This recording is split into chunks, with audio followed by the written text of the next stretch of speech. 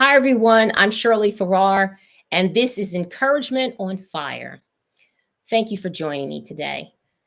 As always, we have a special topic, and we are finishing off our topic for the month of April 2023, and it is in regards to Crohn's disease. So, we've been talking about foods to take each and every day. We've been talking in regards to flare ups. We've been talking in regards to what exactly Crohn's disease is.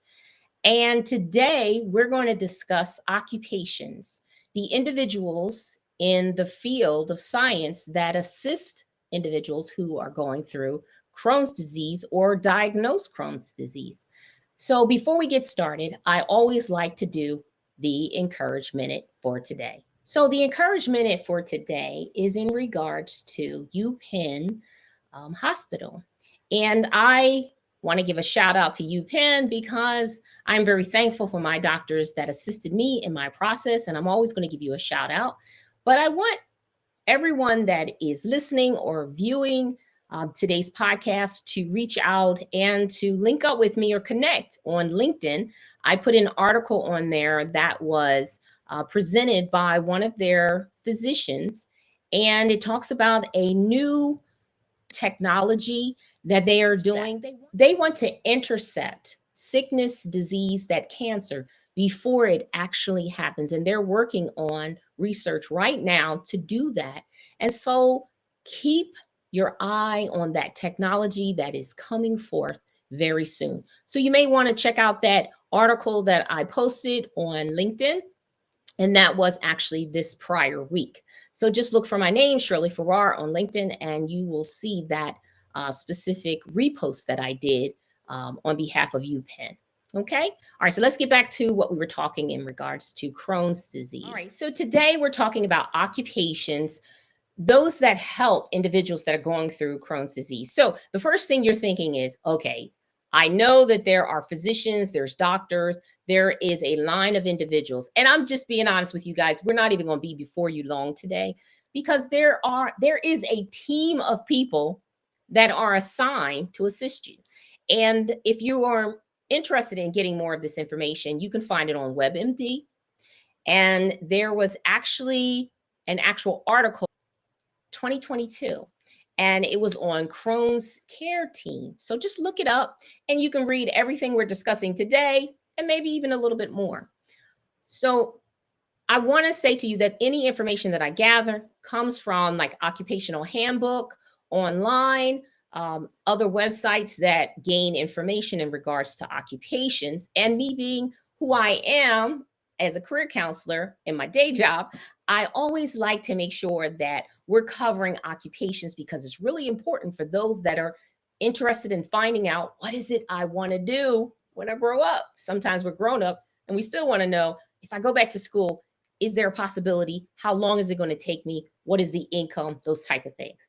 So for Crohn's disease, there are a number of doctors that are involved in this process. So the first thing is your primary care physician. Yes.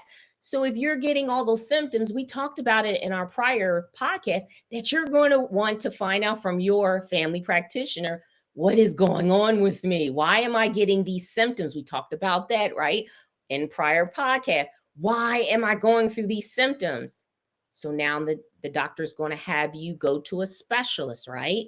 So you may go through different specialists, but you're also going to go to a gastroenterologist.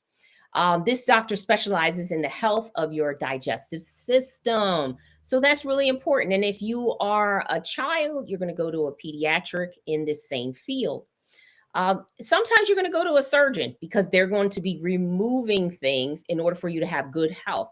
But the one thing I want to say to you is all of these doctors, so you have primary care, you have the gastroenterologist, you have the pediatric gastroenterologist, you also have the surgeon. All of them are at the doctorate level. So what did we talk in prior podcasts? That means you're going to be going to school for a while, because you really want to help people in this way. And so it's going to go beyond bachelor's. It's going to go beyond master's. It's going to go to the doctorate level. And guess what? postdoctorate level because you have to get training, you have to get certifications. So I just want to say that you have to have some type of knowledge in medicine, psychology, therapy, right? And you have to specialize in one of these categories as a doctor. And yes, you're going to have to pass the MCATs. It's inevitable. Medical school, you can't enter until you do. It's just one of those things.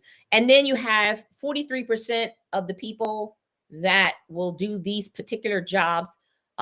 They have the doctorate degree, and then 57% of those same people will have a postdoctor. So you're not going to get out of the fact of having a doctorate. It's just that you're going to go beyond, and I'm glad that they get over and beyond, because when you're talking to a doctor, I know a lot of times people are saying, well, they don't have the best bedside manner.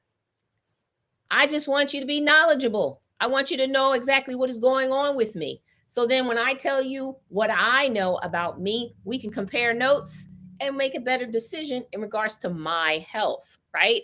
I don't necessarily have to have you as someone who is with a great bedside manner. Now, if you have it, I think that doctor is 100% wonderful. But most of the time, if you get 75%, I think that's a good win, right? All right. So also these individuals have to pass the board's certification, as you already know. So medical school, you have to complete years of accredited medical or surgical postgraduate training. That's important. And then pass a written or oral examination that you have the knowledge and the competency. There's some occupations, you want someone to pass those two things. Not everything, but those things, you definitely want that. And these individuals make on average minimum $200,000 plus a year. Well worth it in my book, because of all that you go through in your education and then your schooling, all those things, your training, your certifications, and you have to keep all this stuff up, constantly being present in your knowledge. Everyone does, but you particularly have to, because things are changing. Laws are changing on what you can and cannot do. There's a lot of things. So in that. So let's move on. So the next one, so we just now named four. The next one would be your dietitian or nutritionist. Some foods might cause the Crohn's disease, right? So this particular person is going to work with the RN, which we're going to talk about in a minute.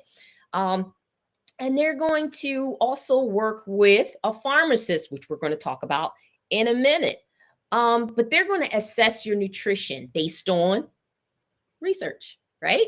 What has worked with individuals in the past, as they are also adjusting your nutrition for your body as you tell them how your body reacts to certain foods. Some people are allergic to some things. Some people's body reacts off of different things. This is good information. When you bring your information about your body to the table, that dietitian and that nutritionist can tell you what they already know based on research and what works for individuals that have this specific diagnosis. And then they take your information and then they make a good decision, right? So this individual also will provide you counsel. Sometimes it's counseling you, sometimes it's counseling you and your family. Because as you know, anytime you go to a doctor and you're diagnosed with anything chronic or otherwise, everyone in the family has to get involved. You need the support of friends, family, everyone. If you can get your job involved, the workers, co-workers involved, that's even a plus. But as long as you get your family and your friends involved, I think that's a good thing. And then, this person's technical skills, important analytical software. They're going to be using spreadsheets, query software like Cybersoft. I know you're familiar with that. NutriBase, right, and other medical software. And their education is going to be a bachelor's and a possible master's degree, therapy, counseling experience or understanding, as well as biology knowledge. That is really important. And yes, certifications, an accredited dietitian program. Check the boxes, everybody. That's important. So don't just get information from someone who has never gone through that certification before. it's really important that they are on the same knowledge base as other nutritionists and dietitians to give you quality knowledge moving forward. And then I was saying number 6, pharmacist. Absolutely. Because the nutritionist is going to work with you, right? And they have to know what type of medications that you're on.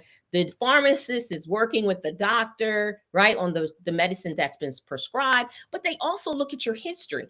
If you're on some other type of medicine that you didn't mention to the doctor, and they will flag it and say, this person can't have that because they're also on this medication. Thank the Lord for the pharmacist flagging those type of things because it's really important.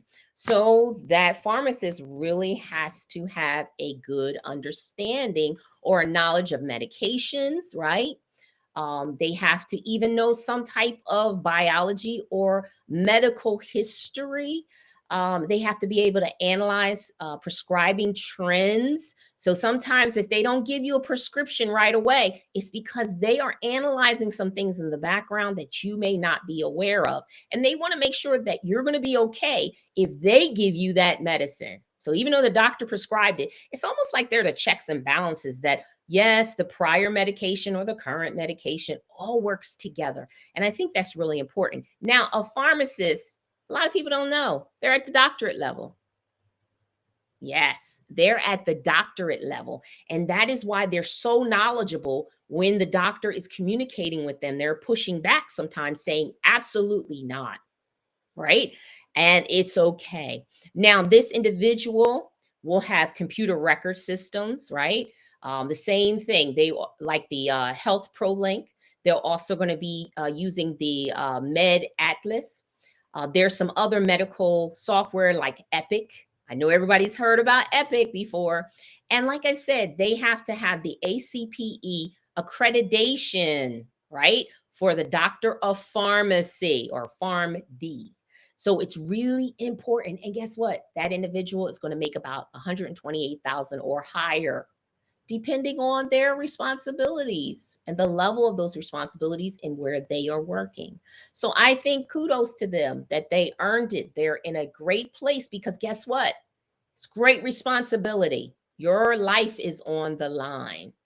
All right. So number 7, we have the psychiatrist or the therapist. I hope all of you have at one time in your life, you have chose to go to a therapist, just to make sure all is well, to talk to them maybe when you're stressed during the holidays or there's some changes in your life that have been just a little stressful. It's always good to get a mental health checkup. It's nothing wrong with it. I think it's a great thing, and I think everyone should do it at least once a year. At least once a year. But this individual, of course, has to go through everything we talked about with doctors in the past, medical school, all those things, accreditation schools, medical knowledge, biology knowledge, anatomy knowledge, chemistry knowledge, sciences, period, and mental health is key. And so this individual has a doctorate. 59% of them will also have additional training, postdoctorate experience, and certifications and specializations, as we previously talked in other podcasts. They have a minimum of 200,000 plus salary. Yes, absolutely. Think about all that they're going to be doing education wise, experience wise, constantly keeping up on all those things. And you know what? The growth of this particular occupation is 8 to 10% and growing. So if that's something that you feel that you always wanted to help people, especially in their mental health, you should look into it. All right. Also, there is the number 8, professor of colon and rectal surgery. Now you guys know that I work at a university in New Jersey. And guess what? This is a thing. We have our professors of science, right? You have to be heavily knowledgeable in chemistry, biology, right? And you have to know anatomy. There's so many different things that they have to understand. Medicines, every single medicine that you can think of, they have to be knowledgeable on it. And that takes time. So, of course, they're going to also have a doctorate degree. They can't have anything less because they're teaching other individuals about what they're about to do, possibly as some of the doctors that we explained in 1 through 4 today, you know? This varies too, depending on where they're working. So if they're working at an accredited medical school, they're probably going to be a doctor in that field working at that school, but they're also working in their field. Now, if they are not a doctor that's practicing in the field, they still could work at a school that's not necessarily accredited, but is accredited in the sense of teaching biology, chemistry, or other sciences. So just keep that in mind when you're talking to your advisor, when you're talking to your career counselor. Let them know what it is that you really want to do. And then together, you can research each one of those because they are different. So we can't really get into that right now. But doctorate, postdoctorate training, specializations is necessary because it all depends on what they're going to be teaching. Are they going to be teaching colon and rectal surgery, like we're talking about today for the Crohn's disease? Or is it something else, a specialized course or some type of training they need to teach, whether it's at the medical school or if it's at college or university? So it's two different things. And then, like I said, salary, 200,000 plus, well deserved. And particularly this occupation is only growing, it's kind of slow, 2 to 3%. So you never know in the future, but I do know if you're biology, chemistry, heavily in that, that's also something that's going to add to it, teaching anatomy, all of those different things. Sometimes it's a combination course, sometimes it's not. If it's at the medical school, look into how those courses are formulated. I think you may find it very interesting. We have the nurses for clinical, for acute care. They are assisting our doctors, especially during surgery. But they will perform emergency medical procedures, right? Manage patients' pain, especially during surgery. They will help to stabilize you, depending on what the doctor is asking of them. They want to make sure that they're documenting everything. Now, all of the occupations that I mentioned have to document, but it's documenting at different levels. But the RN nurse or the nurse, the clinical nurse, there is going to be a large write-up about what's going on with you because they're going to be dealing with everyone, especially if it's surgery. And then they administer blood and blood products, transfusion, intravenous infusions, monitoring patients for adverse reactions. If you have allergic reaction to something, they have to know on their feet what medication to give you right away. Like there's all these things that are happening while you are in the hospital or outpatient surgery, something like that. So just thinking about all those things. I know many of you have encountered our nurses and they are wonderful. We thank you every day for what you do, your selflessness. We appreciate you. And then their technical skills, of course, medical software, like we talked before, SAP software, active listener. They have to listen because sometimes you'll say some things and it reveals to them how you're really feeling or what's really going on with you. They have to be critical thinking. And then they have Microsoft sheets that they're going through because all the data, all the different things they have to report on, sign off on. And remember, all of these people that are on the team work together. So a lot of the hospitals and your, doctor's offices, they all have these systems that work in unison. So they have records they can pull in from other places, other partnerships that they have. And I think that's great. And this position, of course, 4 to 7% is growing. Our nurses, especially our clinical nurses, and their salary is $77,000 plus. Now, I know nurses that make at least 90 or 100,000, depending on what you're doing. I know we have some traveling nurses. Kudos to you. I have actually a friend of the family, and she is a traveling nurse, and she does a wonderful job. I'm give her a shout out today. You know who you are.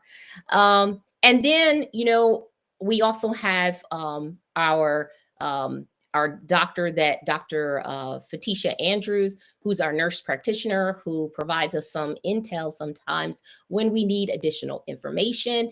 And she had to get doctorate to do her nursing, to practice as a nurse. And she also assists a family practitioner, but she's also a doctor, and had to go through medical school and all the like. But back to the clinical nurse. The clinical nurse has a minimum bachelor's degree, some doctorate, right? Like if you're a nurse practitioner, but not all. But they have to have a certification, and that is by the NCLEX-RN. So that is the National Council Licensure Examination. They have to go through. All right. And I'm pretty sure there's other certifications, but we're not mentioning them today.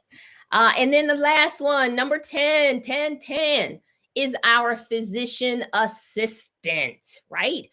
I have so many students that come to me in regards to physician assistant, and I think it's wonderful because this occupation title is growing 11% and higher. Every day it's growing more and more and more. And this individual diagnose, make decisions, right, on treatment plans with the patient, and they interpret diagnostic tests, right? They're working with the physician. That's why it's called physician assistant. They prescribe therapy, so they have to understand mental health, right? And medications, just like the pharmacist, So there's some content, some intel they have to know. Now, is this at the doctorate level? According to what I went on online, no. It is at the master's education level. 81% have a master's degree in this, okay? They examine patients. They compile a lot of records because the physician is going to have to go through a lot of this because they're the assistant, right? And then their technical knowledge, everything we said before, but they have like Meditech, Epic systems, those type of things, and certification. Yes, through the NCCPA, the National Commission on Certification of Physician Assistants, right? And that is, guess where? Everywhere in the United States. So sometimes we talk about certain states. No, it's everywhere in the United States. That is the certification for physician assistant. So they also have the salary of 121,000 plus. For a master's level, that is pretty good. So I just want you to know about these different occupations that are available. If you are one of those individuals and you want to be able to help people, and also because we're talking about Crohn's disease this month, and all of these individuals assist in helping someone who is going through Crohn's disease and what process they have to do to maintain, to not have it anymore, even though they said that you're going to always have it. But, there's new science every single day. And so these doctors and these individuals at the master's level in their occupations are working hard on research and new technology to make things better for you and I.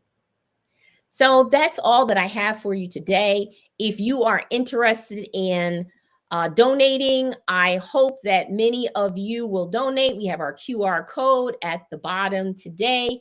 In addition to, if you are interested in testifying, telling us some wonderful news that's happening with you, we can share it online or not. If you need prayer, please contact us at 857-1859, and we will be happy to pray with you in your process to better health.